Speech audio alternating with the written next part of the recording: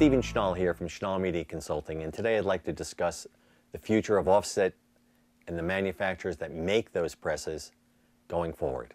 I think before we discuss the state of current offset press, we've got to go back in history a little bit and look at how the industry has transitioned.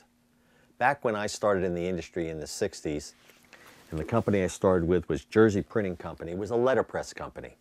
And this was the type book that we used to use back then that used to demonstrate our specimen of typefaces. We used to print a lot of letterpress back then, and we introduced offset into our service module in the late 60s, early 70s. Many people within the organization said the offset would never survive, wasn't as good as letterpress. We know that offset has transformed the industry rather radically. It is now the dominant form of printing in the world. Digital is coming on strong. Between toner-based and inkjet, that's going to happen. So what happens to the Heidelbergs, the Manrolands, the KBAs, the Mitsubishis, the Komoris, the Shinoharas? What happens to these companies who have been the dominant players in the offset world for so many years?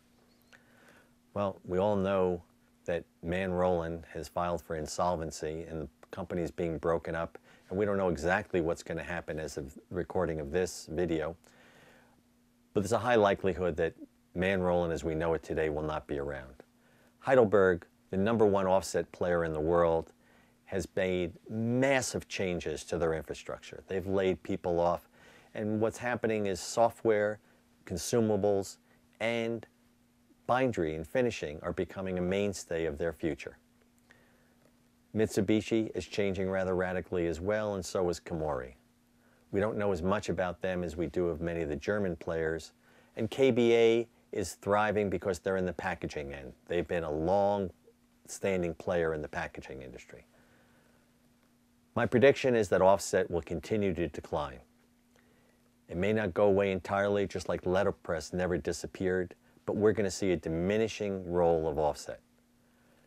Digital will play and become the major player for ink on paper or toner on paper reproduction requirements.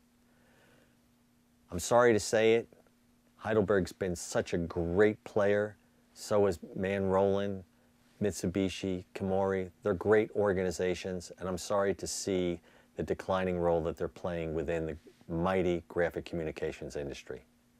It's not quite ready to put them in the coffin, but I think we're heading in that direction.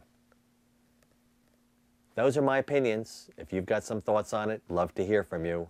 Until then, see you soon.